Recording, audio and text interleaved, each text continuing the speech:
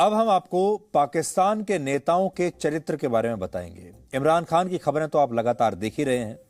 इमरान खान को हटाने के लिए अब वहां की दो सबसे कट्टर दुश्मन पार्टियां यानी नवाज शरीफ की पार्टी और बेनजीर भुट्टो की पार्टी एक साथ आ गए हैं और मिलकर सरकार बनाने के लिए भी तैयार हो गए हैं।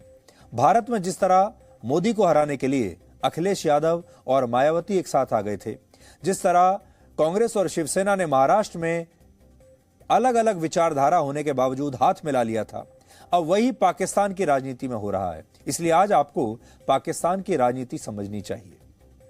पाकिस्तान की सुप्रीम कोर्ट के फैसले के बाद यह पूरी तरह स्पष्ट है कि अब वहां विपक्षी पार्टियां मिलकर गठबंधन की सरकार बना सकती हैं और इस सरकार में दो पार्टियां प्रमुख होंगी।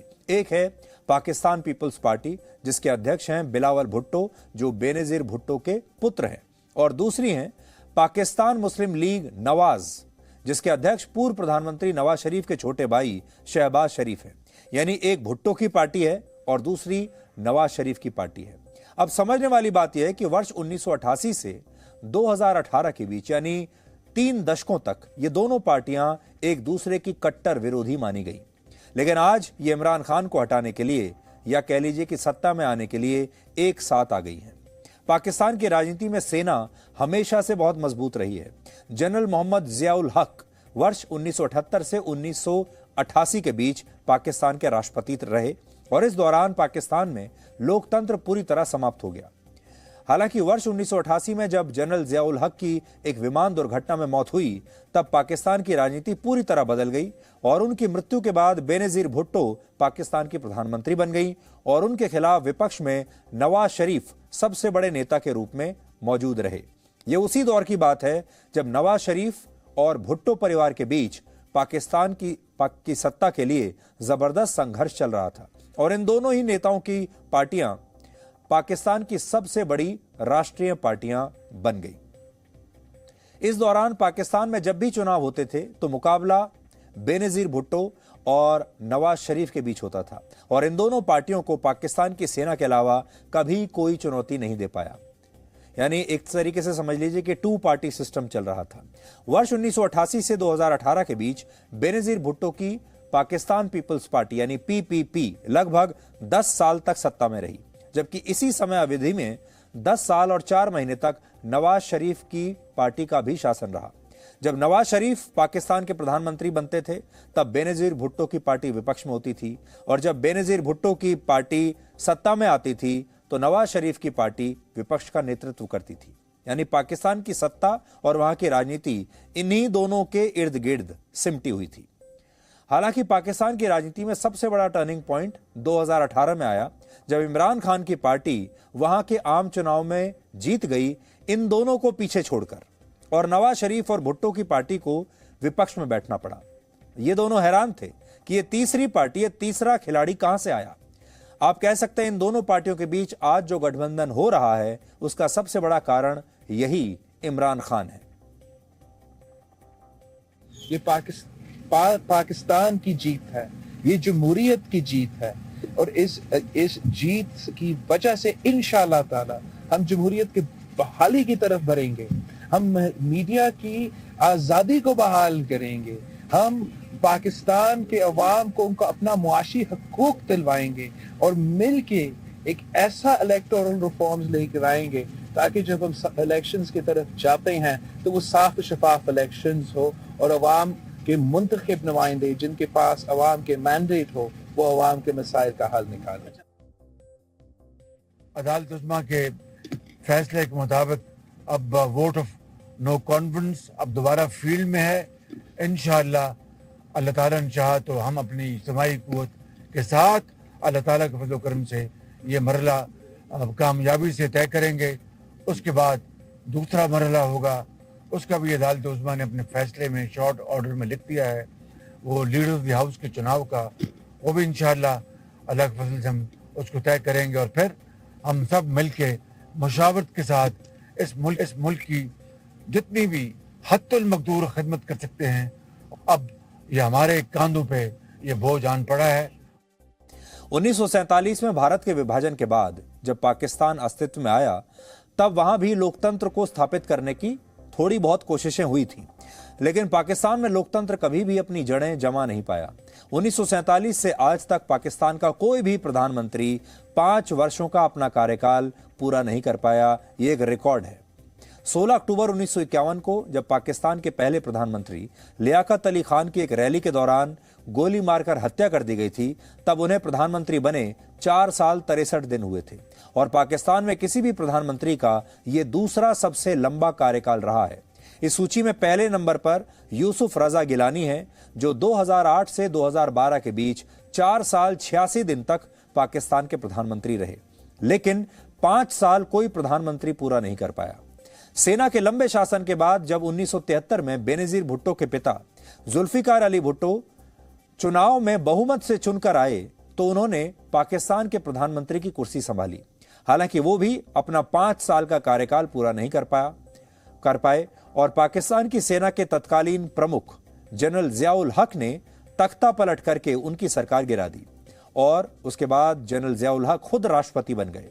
इस दौरान जुल्फिकार अली भुट्टो को जेल में डाल दिया गया और 4 अप्रैल 1979 को उन्हें देशद्रोह के आरोप में फांसी दे दी गई।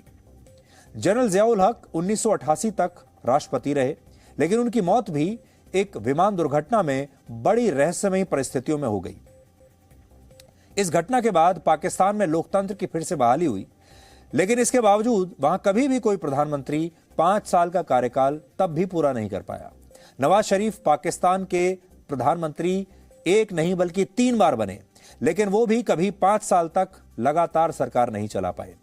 दिलचस्प बात यह है कि अक्टूबर 1998 में तत्कालीन प्रधानमंत्री नवाज शरीफ ने जनरल परवेज मुशर्रफ को सेना प्रमुख नियुक्त किया, लेकिन इसके 1 साल के बाद ही जनरल परवेज मुशर्रफ ने तख्ता पलट कर दिया और नवाज शरीफ को जेल में डाल दिया। यानी उनके अपने जनरल ने उन्हें सत्ता से हटा दिया और वो खुद राष्ट्रपति बन गया और उन्हें नवाज शरीफ को भ्रष्टाचार और अपहरण के मामले में फांसी की सजा सुना दी गई। हालांकि सऊदी अरब के हस्तक्षेप के बाद बड़ी मुश्किल से नवाज शरीफ बचे और फिर उनकी ये फांसी की सजा माफ कर दी गई। खास बात यह है कि 2013 में जब नवाज शरीफ फिर से सत्ता में आए तो उन्होंने यही सलूक जनरल परवेज मुशर्रफ के साथ किया, यानी पूरा हिसाब बराबर कर दिया और उन्हें पाकिस्तान के संविधान को नुकसान पहुंचाने के लिए उन पर मुकदमा चलाया और इस मामले में तब जनरल मुशर्रफ को फांसी की सजा दी गई, जो बाद में माफ हो गई और जनरल मुशर्रफ को पाकिस्तान छोड़कर भागना पड़ा। आजकल वो दुबई में रहते हैं। इस समय नवाज शरीफ लंदन में है, लेकिन हो सकता है कि वो अब जल्द पाकिस्तान लौट आए और पाकिस्तान की नई सरकार में अहम भूमिका निभाए। उन्होंने पाकिस्तान की सुप्रीम कोर्ट के फैसले को लोगों की जीत बताया है।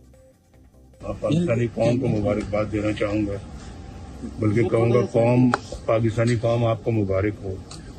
माशाअल्लाह ऐसे शख्स से निजात मिली है जिसने पाकिस्तान को बिल्कुल मुआशी तौर पे तबाह बर्बाद किया है, पाकिस्तान के आम आदमी को भूखा मार दिया है और पाकिस्तान को बिल्कुल कंगाल करके रख दिया है और पाकिस्तान को एक अपना बहुत ही ऐसी जगह पे पहुंचा दिया जहां कभी तसव्वुर नहीं हो सकता।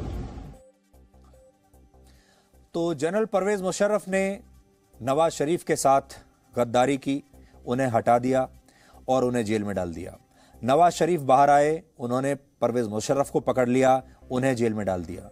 पहले मुशर्रफ ने नवाज शरीफ को फांसी की सजा सुनाई, उसके बाद नवाज शरीफ ने जनरल मुशर्रफ को जेल में डाला, फिर उन्हें फांसी की सजा सुनाई, फिर मुशर्रफ को देश छोड़कर भागना पड़ा, फिर इमरान खान आ गए और उन्होंने नवाज शरीफ को जेल में डाल दिया और फिर नवाज शरीफ जब बीमार हो गए, बड़ी मुश्किल से वो अपनी जान बचाकर लंदन चले गए इलाज के नाम पर और इमरान खान बाद में हाथ मलते रह गए और उन्होंने कहा कि नवाज शरीफ पूरे देश को बेवकूफ़ बनाकर झूठ बोलकर भाग गए अपनी सजा से बचने के लिए।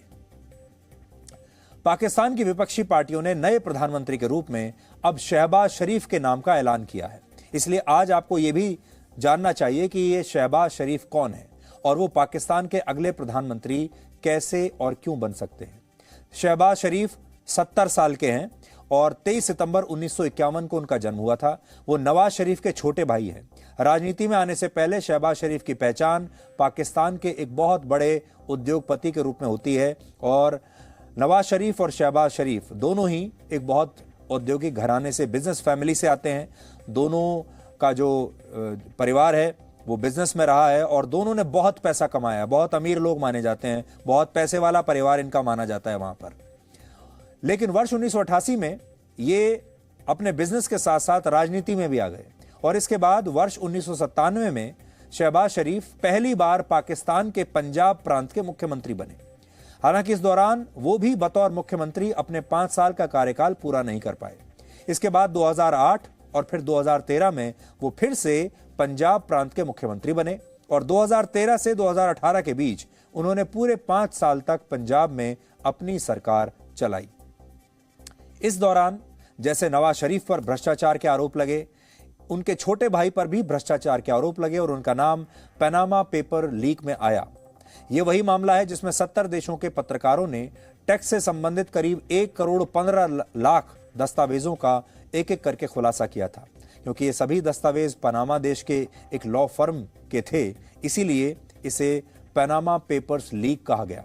शहबाज शरीफ पर आरोप था कि उन्होंने 8 फर्जी कंपनियों के जरिए काले धन को सफेद करने की कोशिश की और 2019 में मनी लॉन्ड्रिंग के एक मामले में इमरान खान की सरकार ने पाकिस्तान में उनकी 23 संपत्तियों को जब्त भी कर लिया था। इसलिए हो सकता है जब शहबाज शरीफ पाकिस्तान के प्रधानमंत्री बने तो इमरान खान के खिलाफ भी इसी तरह की कार्रवाई की जाए, क्योंकि जैसी कि हम आपको बता रहे हैं वहां परंपरा यही है। पहले नवाज शरीफ को इमरान खान ने जेल में डाला, अब जब नवाज शरीफ की सरकार आएगी और उनके छोटे भाई प्रधानमंत्री बन जाएंगे तो कोई बड़ी बात नहीं है, अब वो नए आरोप लगाकर इमरान खान को जेल में डाल दें और फिर कोई सजा भी सुना सकते हैं। कैसी भी सजा हो सकती है, 30 साल की जेल हो सकती है, उम्र कैद हो सकती है या फिर फांसी की सजा भी हो सकती है। लेकिन बड़ी बात यह होगी कि जैसे ही इन दोनों भाइयों की सरकार बनेगी, ये सबसे पहले अपने ऊपर लगे तमाम मुकदमों को, तमाम आरोपों को वापस कराएंगे।